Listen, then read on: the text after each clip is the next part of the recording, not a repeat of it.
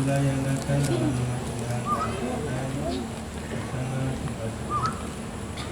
Ibu saudara-saudara terkasih, sejak awal masa Prapaskah kita menyiapkan diri dalam bulan Tepat yang berkati. Ini kita mengalami misteri Paskah Tuhan kita, yakni sengsara, wafat dan bangkit. Untuk mengenali misteri inilah Yesus memasuki kota suci Yerusalem. Oleh karena itu, maka dengan penurunan dan saksi secara menunjukkan sambil mengenaikan peristiwa yang menyelamatkan. Kemudian kita akan memetik buah salib suci dan kebangkitan dan kehidupan. Kita ikuti upacara pemberkatan selama-lamanya. Segala yang akan diberikan silakan bersama ini dan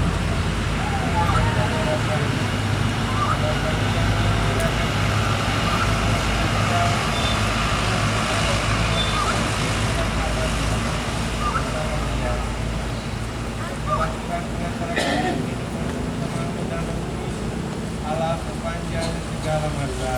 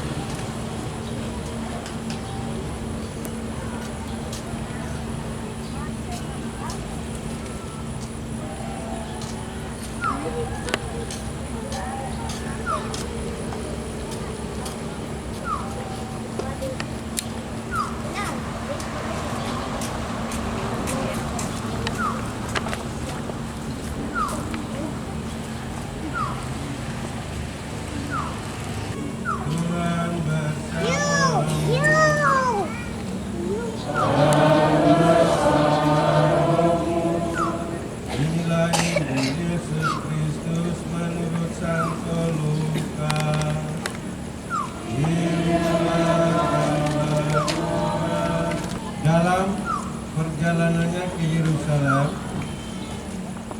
ketika telah dekat Bethfage dan Betania yang terletak di gunung yang bernama Bukit Zaitun, Yesus menyuruh 2 orang muridnya berpesan, "Pergilah ke kampung itu, kamu akan mendapati seekor keledai muda tertambat dan belum pernah ditunggangi orang. Lepaskanlah keledai itu dan bawalah kemari.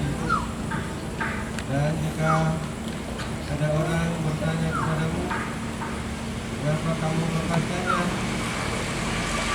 Jawablah begini, Tuhan memerlukannya."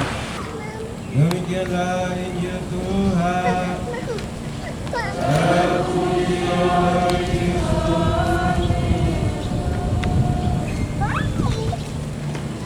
Jadi hari ini Bapak Ibu Saudara-saudari, maknanya itu kita memasuki Yerusalem, kota suci kita. Jadi gereja itu adalah kota suci kita. Mana kita kota suci kita? Lambangnya itu ya bangunan, tapi isinya itu kita ini semua. Itu saja ya. Jadi maknanya itu supaya kita pekan suci ini kita mengikuti. Jadi kalau hari ini nih awalnya ini pemberian sukacita, kenapa? Karena memang Yesus datang sebagai Raja yang mulia, yang banyak menunjukkan kehebatannya itu apa?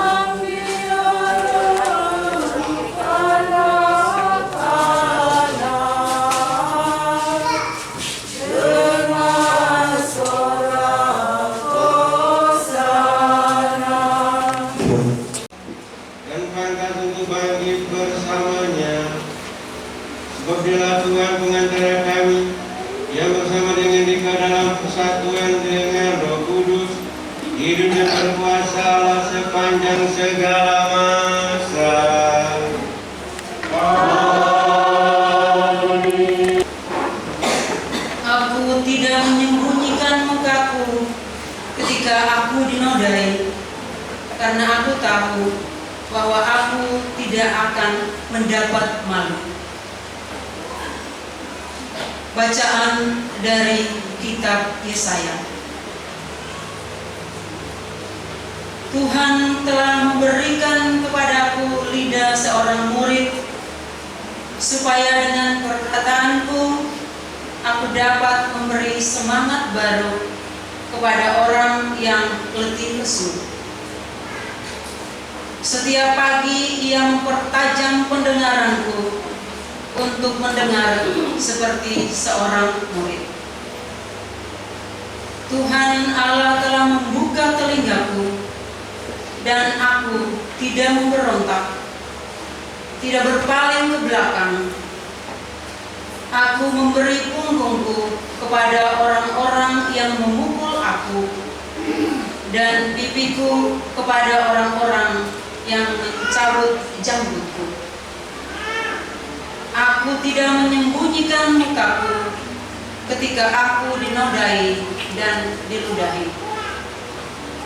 Tetapi Tuhan Allah menolong aku, sebab itu aku tidak mendapat noda. Maka aku meneguhkan hatiku seperti keteguhan gunung batu, karena aku tahu bahwa aku tidak akan mendapat malu. Demikianlah sabda Tuhan.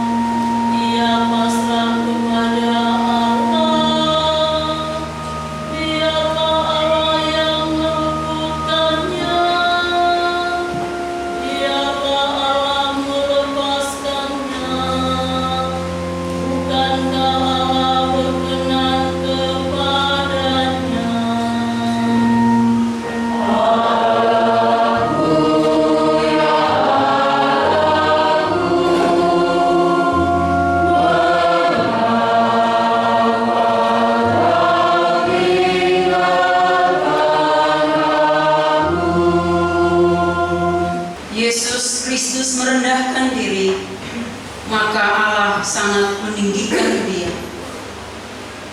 Bacaan dari surat Rasul Paulus kepada jemaat di Filipi. Saudara-saudara, walaupun dalam rupa Allah, Kristus Yesus tidak menganggap kesetaraan dengan Allah itu sebagai milik yang harus dipertahankan. Sebaliknya, ia telah mengosongkan diri dan mengambil rupa seorang hamba dan menjadi sama dengan manusia.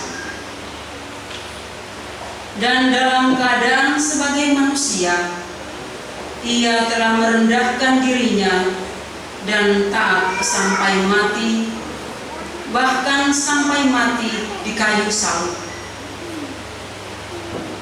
Itulah sebabnya Allah meninggikan Dia dan menganugerahinya nama di atas segala nama, supaya dalam nama Yesus bertekuk lututlah segala yang ada di langit, yang ada di atas dan di bawah bumi, dan bagi kemuliaan Allah Bapa semua lidah mengakui Yesus Kristus adalah Tuhan. Demikianlah sabda Tuhan.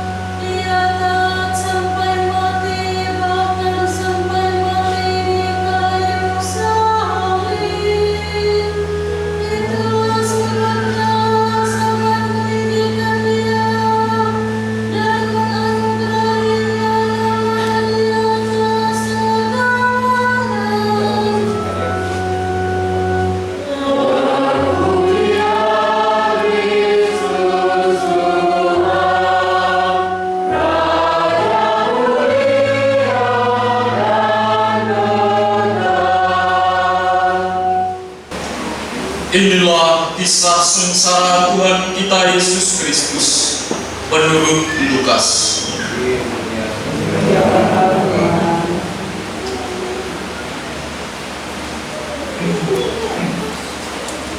Ketika tiba perjamuan Paskah, Yesus duduk makan bersama-sama dengan rasul-rasulnya. Katanya kepada mereka, "Aku sangat rindu makan Paskah bersama-sama dengan kamu sebelum aku menderita. Sebab aku berkata padamu, aku tidak akan memakannya lagi sampai perjamuan ini digenapkan dalam kerajaan Allah." Kemudian Yesus mengambil sebuah cawan, mengucap syukur lalu berkata, "Ambillah ini dan bagikanlah di antara kamu. Sebab aku berkata kepadamu, mulai sekarang ini aku tidak akan minum lagi hasil pokok anggur sampai kerajaan Allah telah datang." Lalu Yesus mengambil roti, mengucap syukur, memecah-mecahkannya, dan memberikannya kepada mereka, seraya berkata, "Inilah tubuhku yang diserahkan bagimu. Perbuatlah ini untuk menyenangkan daku." Demikian juga dibuatnya dengan cawan sesudah makan. Ia berkata, "Cawan ini adalah perjanjian baru oleh darahku yang ditumpahkan bagi kamu. Tetapi lihat, tangan orang yang menyerahkan aku ada bersama aku di meja ini. Sebab Anak Manusia memang akan pergi seperti yang telah ditetapkan. Akan tetapi celakalah orang yang olehnya ia diserahkan." Lalu mulailah mereka mempersoalkan siapa di antara mereka yang akan berbuat demikian. Lalu terjadilah juga pertengkaran di antara murid-murid Yesus tentang siapa yang dapat dianggap terbesar di antara mereka.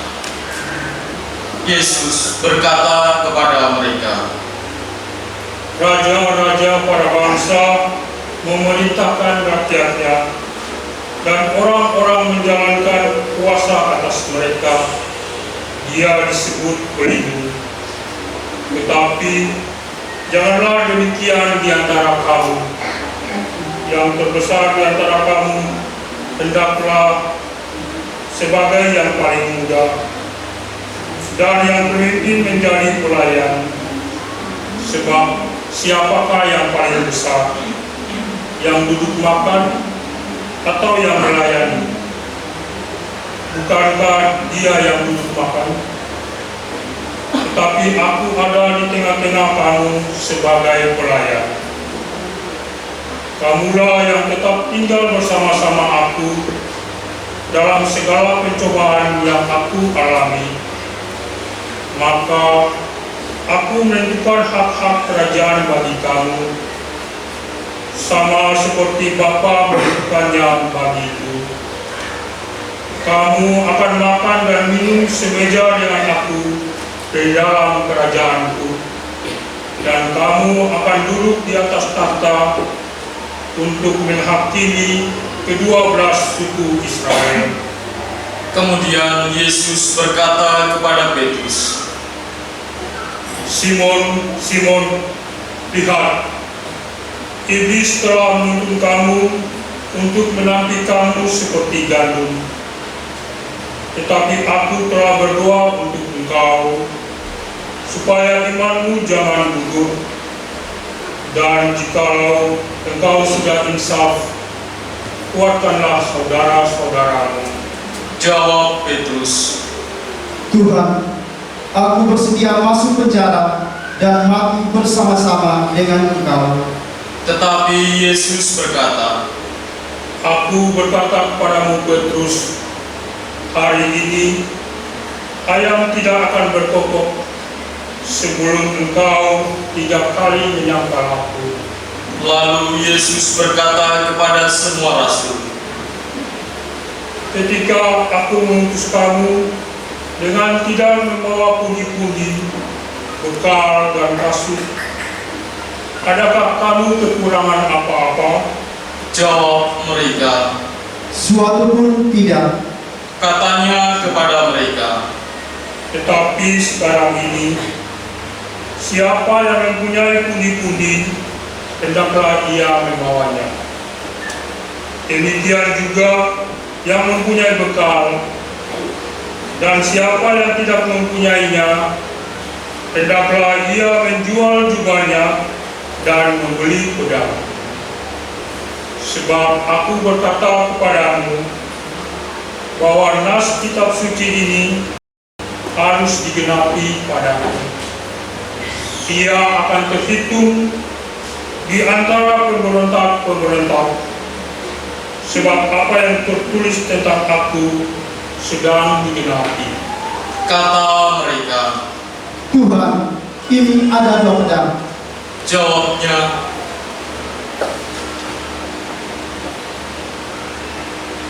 Sudahlah,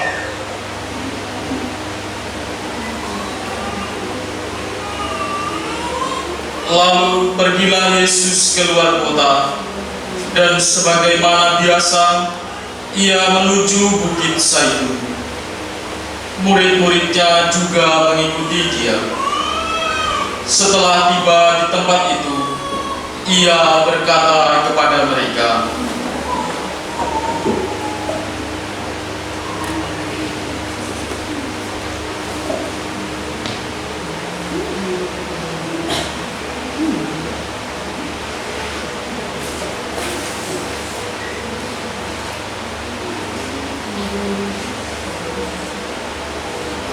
berdoalah supaya kamu jangan jatuh ke dalam pencobaan. Kemudian Yesus menjauhkan diri dari mereka, kira-kira sepelempar batu jaraknya. Di sana ia berlutut dan berdoa, katanya, Ya Bapakku, jikalau engkau mau ambil cawan daripadaku, tetapi bukanlah kehendakku, melainkan kehendakmu lah yang hendaknya terjadi. Maka seorang malaikat dari langit menampakkan diri untuk memberi kekuatan kepadanya. Yesus sangat ketakutan dan makin bersungguh-sungguh berdoa. Peluhnya menjadi seperti titik-titik darah yang bertetesan di tanah. Lalu ia bangkit dari doanya dan kembali kepada murid-muridnya. Tetapi ia mendapati mereka sedang tidur karena duka cita. Katanya kepada mereka, "Mengapa kamu tidur? Bangunlah dan berdoalah, supaya kamu jangan jatuh ke dalam pencobaan." Waktu Yesus berbicara, datanglah serombongan orang, sedang muridnya yang bernama Yudas mendekati dia untuk menciumnya. Maka kata Yesus kepadanya, "Hai Yudas, engkau menyerahkan anak manusia dengan ciuman?" Ketika mereka yang bersama-sama dengan Yesus melihat apa yang akan terjadi, berkatalah mereka, Tuhan, mestikah kami menyerang mereka dengan pedang? dan seorang dari mereka menyerang hamba Imam Agung, sehingga putuslah telinga kanannya. Tetapi Yesus berkata, "Sudahlah." Lalu Yesus menjamah telinga orang itu dan menyembuhkannya. Maka Yesus berkata kepada imam-imam kepala dan para pengawal bait Allah serta tua-tua yang datang untuk menangkap dia, katanya, "Sangkamu aku ini penyamun? Maka kamu datang lengkap dengan pedang dan pentung. Padahal tiap-tiap hari aku ada di tengah-tengah kamu di dalam bait Allah, dan kamu tidak menangkap aku.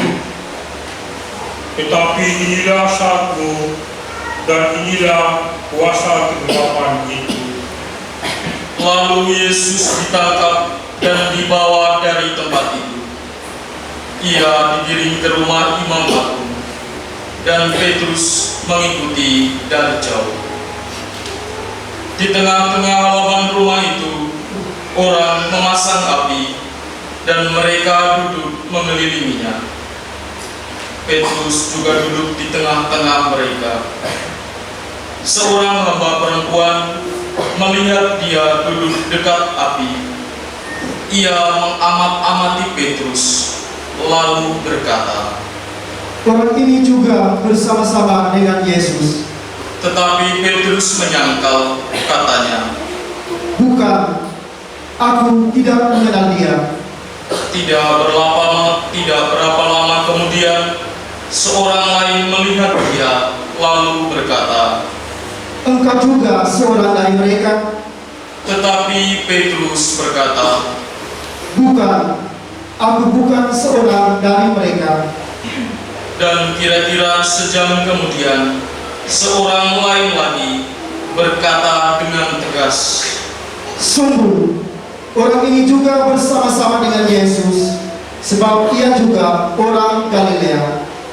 tetapi Petrus berkata, Bukan, aku tidak tahu apa yang engkau katakan. seketika itu juga, sementara Petrus berkata, berkokoklah ayam. Lalu berpalinglah Tuhan memandang Petrus. Maka teringatlah Petrus bahwa Tuhan telah berkata kepadanya, sebelum ayam berkokok pada hari ini, engkau telah 3 kali menyangkal aku. Lalu Petrus pergi keluar dan menangis dengan sedih. Sementara itu, Yesus diolok-olok dan dipukuli oleh orang-orang yang menahannya. Mereka menutupi muka Yesus dan bertanya, Coba katakan, siapa yang memukul engkau? dan banyak lagi hujat yang mereka ucapkan kepadanya. Setelah siang, berkumpullah sidang para tua-tua bangsa Yahudi, imam-imam kepala, dan ahli-ahli Taurat. Mereka menghadapkan Yesus ke mahkamah agama mereka. Katanya, "Jikalau engkau adalah Mesias, katakanlah kepada kami." Jawab Yesus, Sekalipun aku mengatakannya kepadamu, kamu toh tidak percaya. Dan sekalipun aku bertanya sesuatu kepadamu, toh kamu tidak akan menjawab. Mulai sekarang, Anak Manusia duduk di sebelah kanan Allah yang Maha Kuasa. kata mereka semua. "Kalau begitu, engkau ini anak Allah." Jawab Yesus, Kamu sendiri mengatakan bahwa aku anak Allah. lalu kata mereka, "Untuk apa kita perlu kesaksian lagi? Kita telah mendengarnya dari mulutnya sendiri." lalu bangkitlah seluruh sidang itu, dan Yesus dibawa menghadap Pilatus. Di situ mereka mulai menuduh dia. Katanya, "Telah didapatkan oleh kami bahwa orang ini menyesatkan bangsa kami. Ia melarang orang membayar pajak kepada Kaisar, dan tentang dirinya ia mengatakan bahwa ia adalah Kristus, yaitu Raja." Pilatus bertanya kepada Yesus. "Benarkah engkau Raja orang Yahudi?" Jawab Yesus, Engkau sendiri mengatakannya. kata Pilatus kepada imam-imam kepala dan seluruh orang banyak itu. "Aku tidak menemukan kesalahan apapun pada orang ini." Tetapi mereka makin kuat mendesak.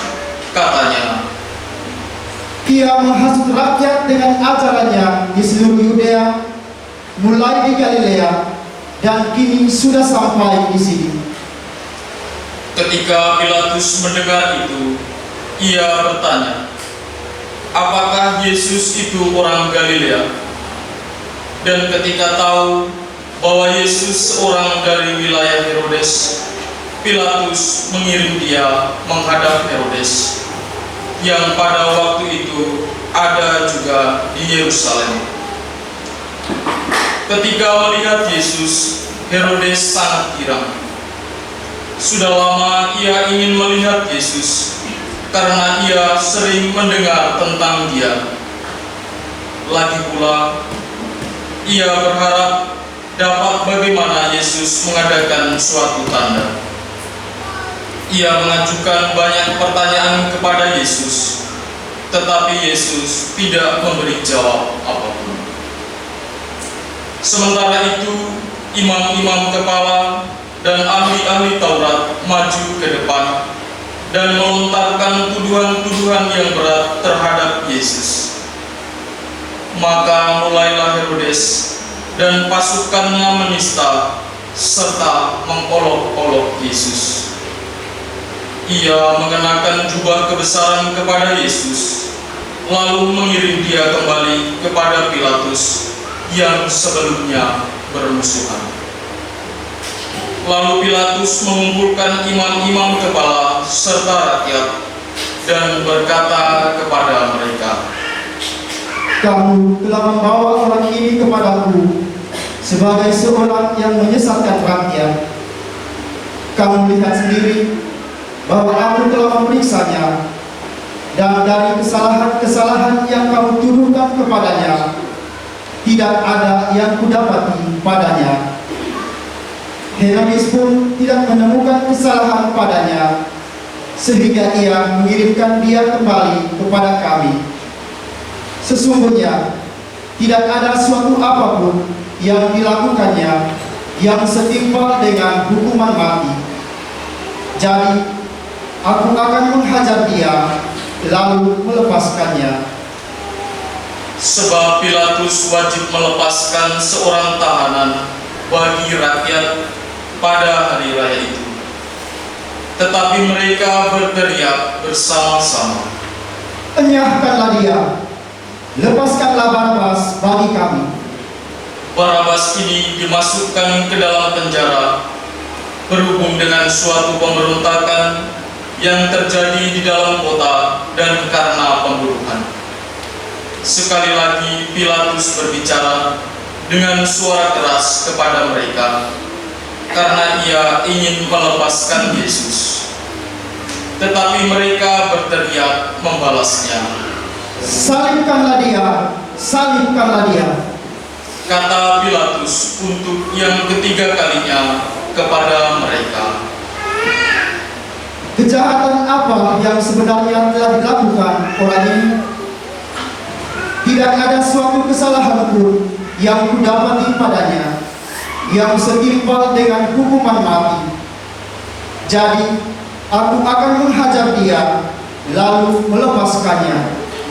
Tetapi dengan berteriak mereka mendesak dan menuntut supaya Yesus disalibkan.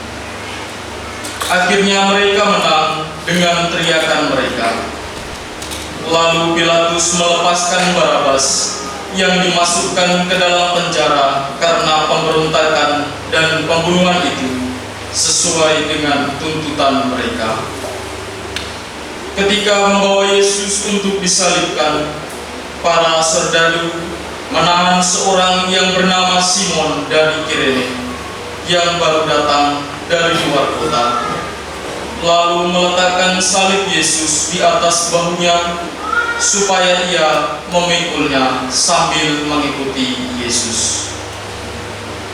Sejumlah besar orang yang mengikuti Yesus, di antaranya banyak perempuan yang menangisi dan meratapi dia. Yesus berpaling kepada mereka dan berkata, Hai putri-putri Yerusalem, janganlah kamu menangisi aku, melainkan tangisilah dirimu sendiri dan anak-anakmu. Sebab lihat, akan tiba masanya orang berkata, berbahagialah perempuan mandul, berbahagialah perempuan yang rahimnya tidak pernah melahirkan dan tidak pernah menyusui. Maka orang akan mulai berkata kepada gunung-gunung, tumbuhlah menimpa kami, dan kepada bukit-bukit, timbunilah kami. Sebab jikalau orang berbuat demikian terhadap aku, apakah yang akan terjadi dengan kayu kering? bersama Yesus digiring juga dua orang lain, yaitu dua penjahat untuk dihukum mati bersama-sama dengan dia.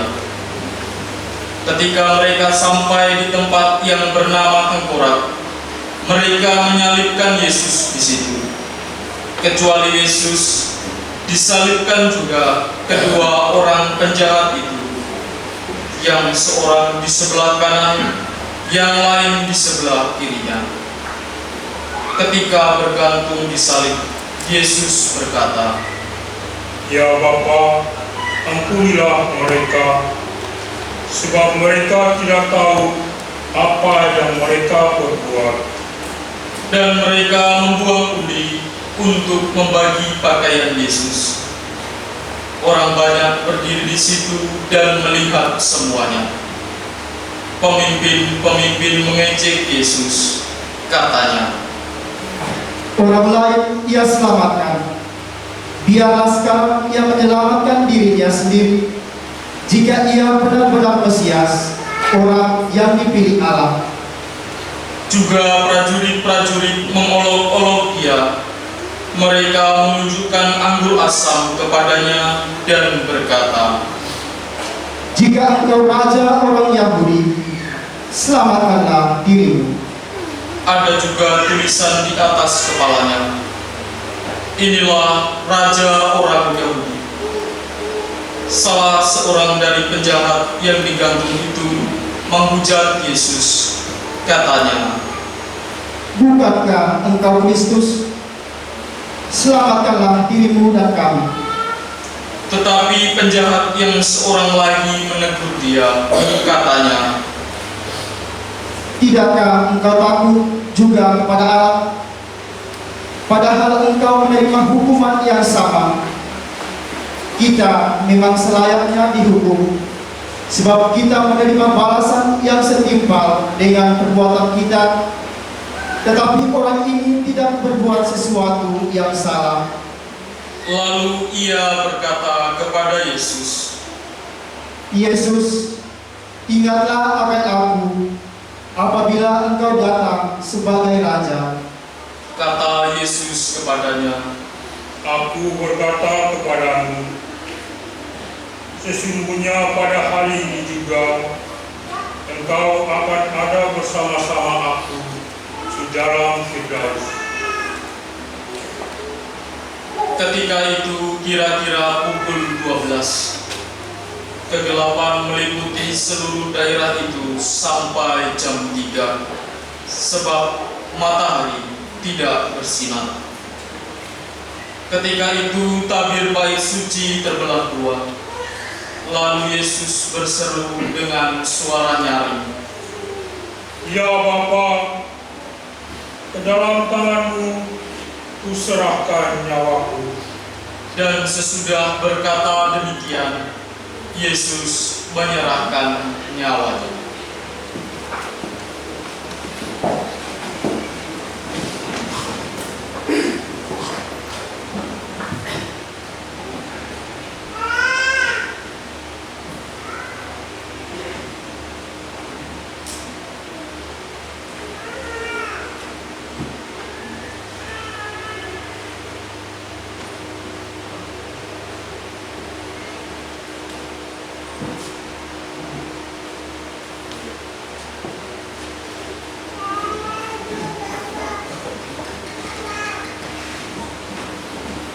Ketika kepala pasukan melihat apa yang terjadi, ia memuliakan Allah, katanya, Sungguh, orang ini adalah orang benar.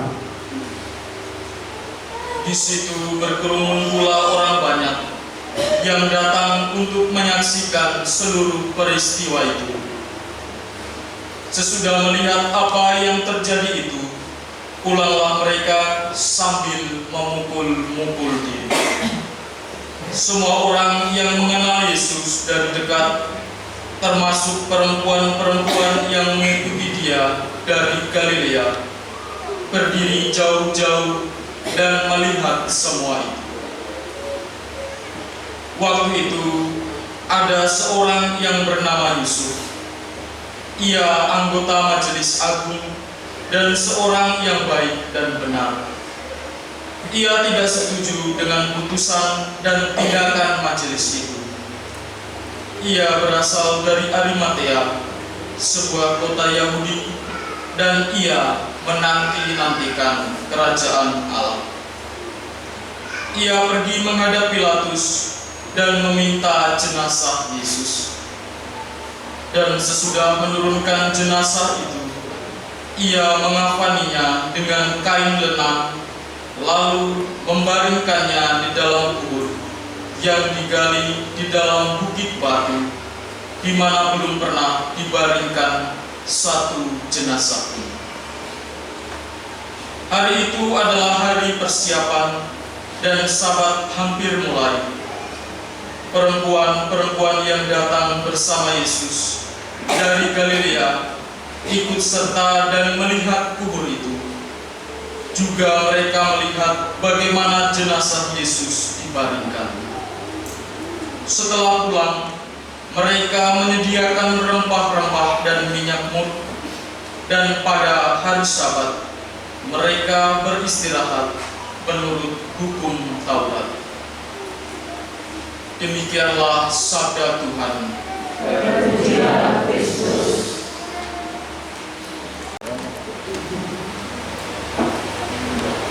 Ada perubahan situasi.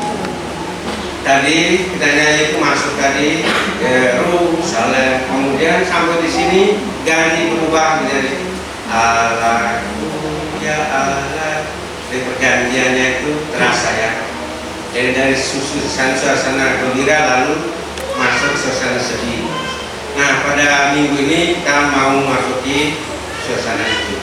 Bapak Ibu saudara-saudari terkasih, bacaan pertama isinya itu hamba Yahweh yang taat setia dalam menghadapi kesulitan atau kesusahan hidup, dan dia berharap hanya pada Allah saja,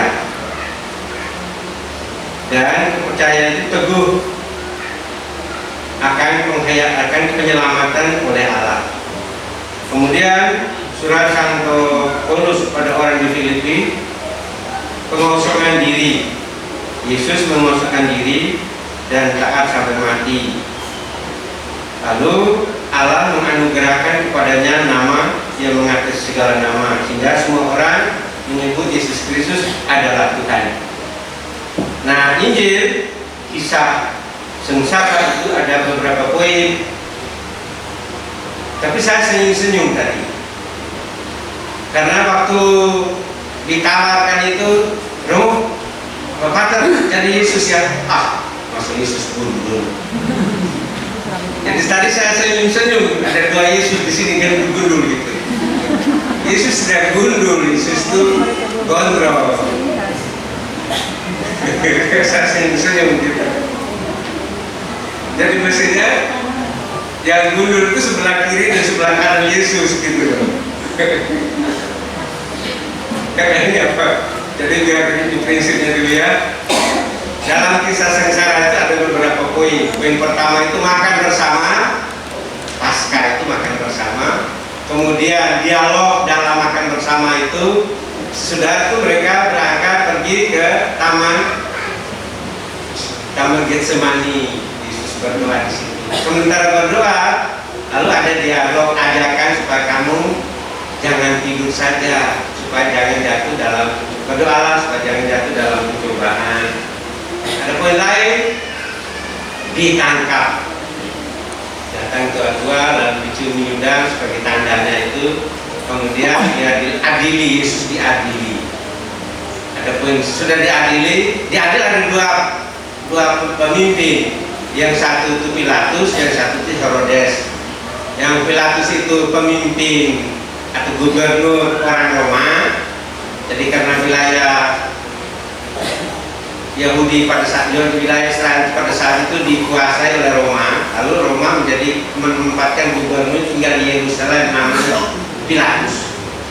Tetapi dalam wilayah Yahudi, wilayah Israel itu ada dua pemimpin, yang satu yang di Galilea, yang satu di Samaria. Yang di Galilea itu namanya Herodes.